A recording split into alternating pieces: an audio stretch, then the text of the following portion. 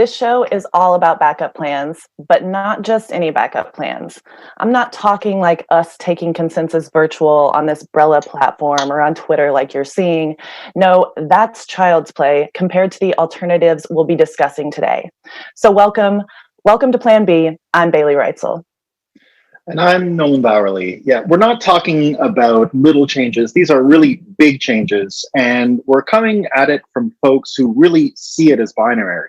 These are people who believe in the systems that are going to change some of the most oldest, venerable, powerful institutions in the world. Yeah, we're talking central banks, governments, the mainstream media.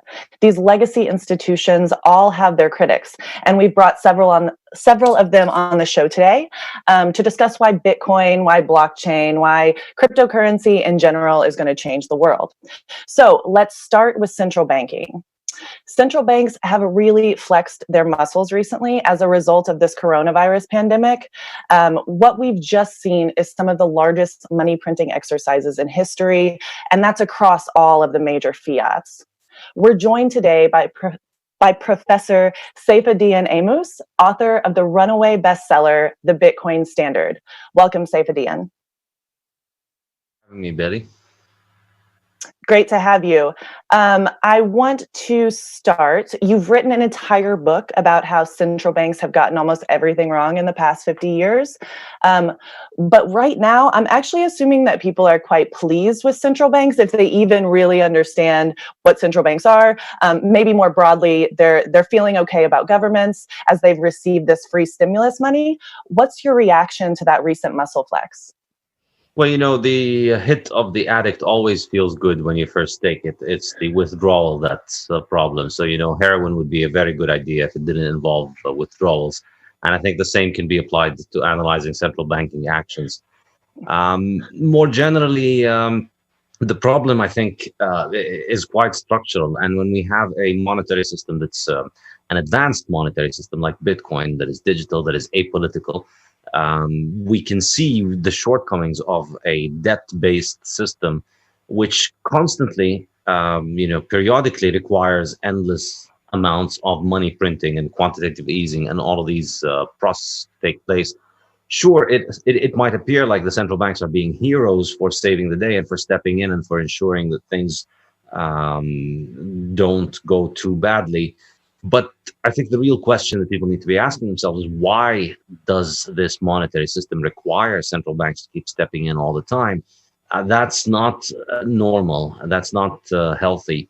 And, Bitcoin seems to be growing and offering us a completely different alternative way of running this monetary system. You know, at the time when central banks are just finding more ways of or having to inject liquidity into their systems in order to prevent catastrophe and hope that this sticks this time and that they won't need to do something like this next time. Bitcoin's method of approaching this is to just stick to its original schedule that it was specified before 2009. And, we've seen over the last 12 years, many people have tried to change that schedule, but it continues to stay as it is. And I think this predictability and the use of a hard asset rather than a debt asset is what distinguishes Bitcoin from the central bankers' currencies.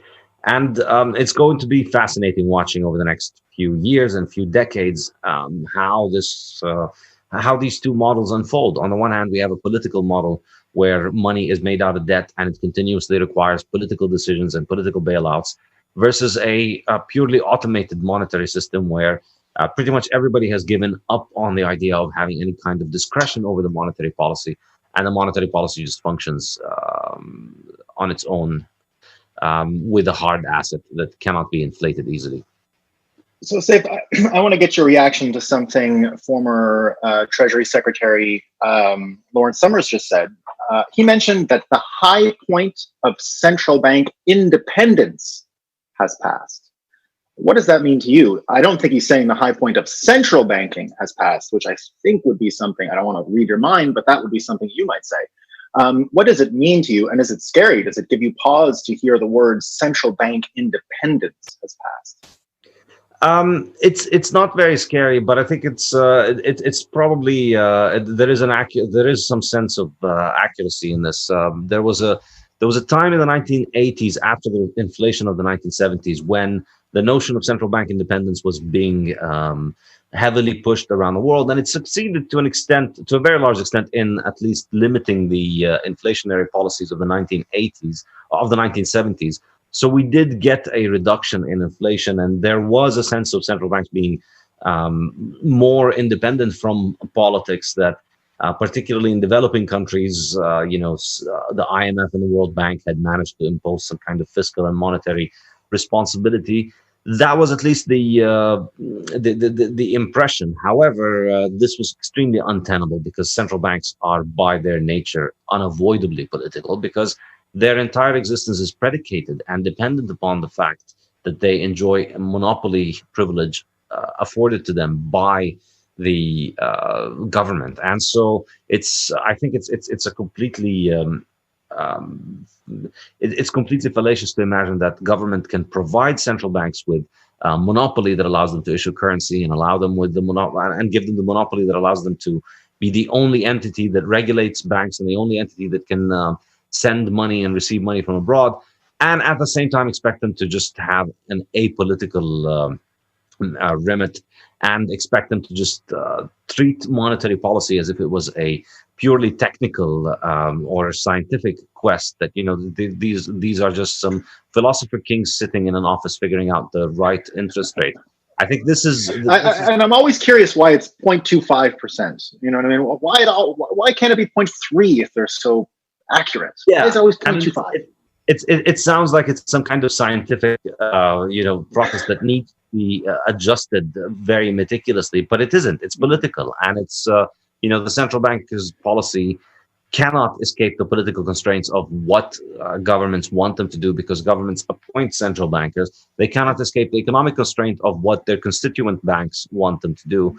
And I think a little bit of can I just translate that to your book for a second? Because I would like to tie them together. In your book, one of the things that I felt I was reading was that a lot of these central bankers, because of this closed system, it wasn't a race to the smartest or the most insightful. It was really a survival game, and almost like corporate bureaucracy had sort of taken over the achievements or the insights or the abilities of some of these folks. Do you have a reaction to that? Is that an accurate reading of what I heard?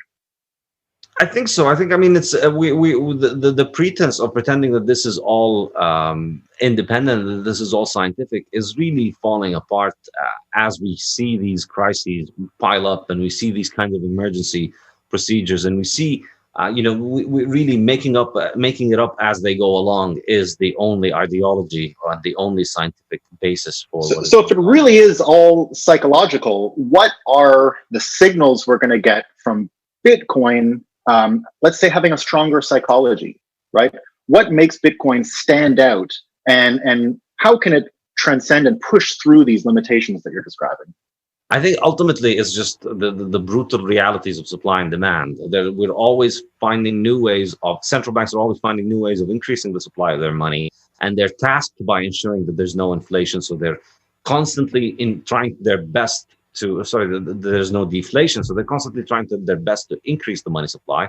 And we see that happening all the time. However, with Bitcoin, we see the opposite. We see the supply declining. So I think just the brutal realities of the supply is not declining, but the new production is declining. So, we're already made about 80-90% of all the Bitcoins that have ever been produced are already produced. And the new production is just going to get smaller and smaller. And so Bitcoin's credibility as a store of value and as a medium of exchange, as a form of money, is continuing to increase, because it operates without all of these political oversight, because it operates without all of these problems that central bankers have, which, I think, it's astonishing to think about it, that Bitcoin really does to central banking what the automated telephone does to phone operators. It used to be that in order to make a phone call, you needed to have somebody plug a wire that connects to your house into a wire that connects to somebody else's house.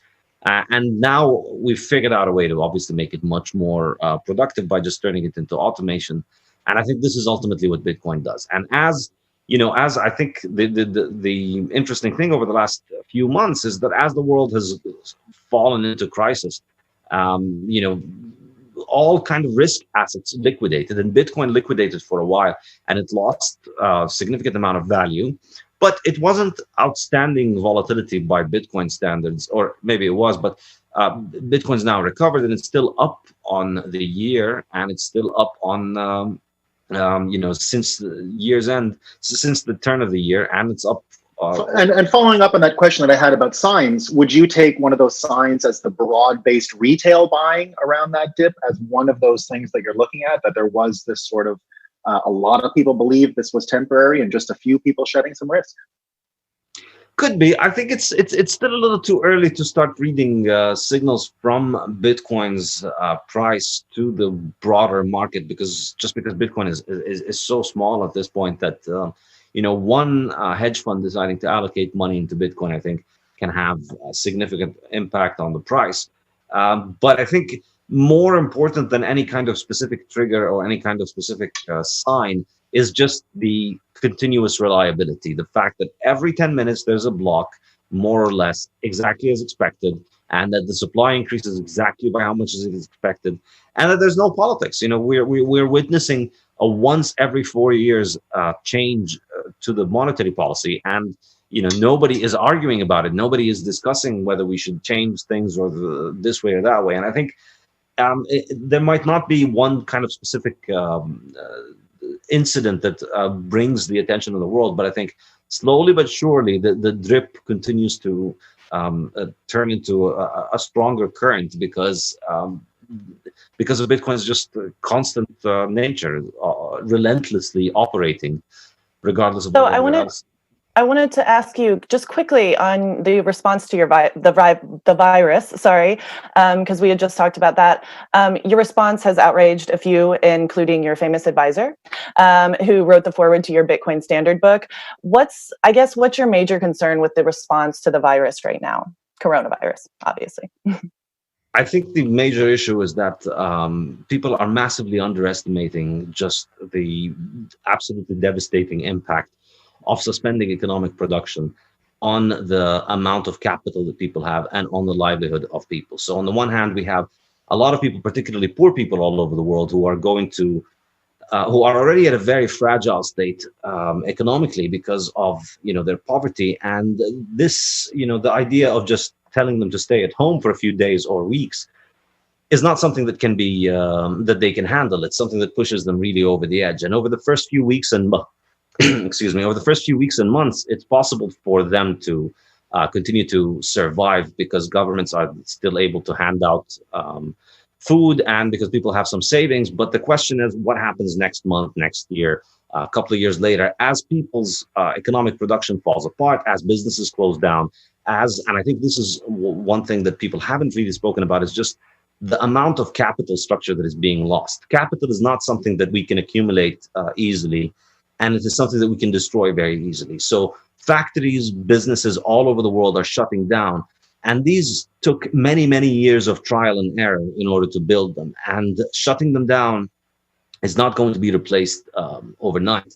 And so I think the economic consequences of the shutdown are going to massively outweigh and the humanitarian consequences of the shutdown are going to massively outweigh the health consequences and the humanitarian consequences of the disease, because the notion that we can just suspend economic production and expect everybody to come out on the other side and just resume things, it's insanely naive. It assumes that living organisms like the economy is something that can be suspended, but you can't suspend living organisms, because once you suspend them, you suspend the living processes, and then they can't resume it. So I'm extremely worried about the economic situation later, and I'm delighted that we have Bitcoin as an escape boat from all of this insanity. Speaking of safe boats and escape boats and Bitcoin, you're about to go teach a class. What's it going to be on?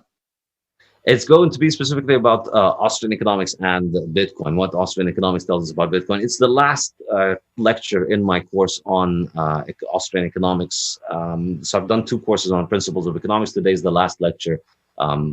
Pretty great timing to be on the day of the halving. So basically, it applies everything that we learned in the 19 previous lectures in the 2 courses toward Bitcoin and what Bitcoin tells us.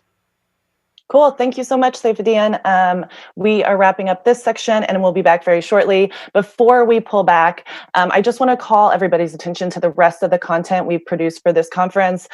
We've got several tracks that you all can find through Bauerle in case you're watching this on Twitter or on the CoinDesk homepage right now. So go register at Bauerle, take a break from crypto Twitter, and watch some of those other segments. Thanks so much, Saifedean.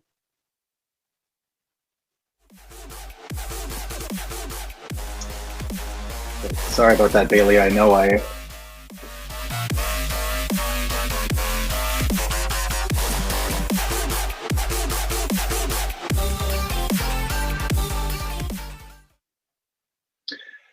Thanks a ton, Bailey. Our next guest is best known for his role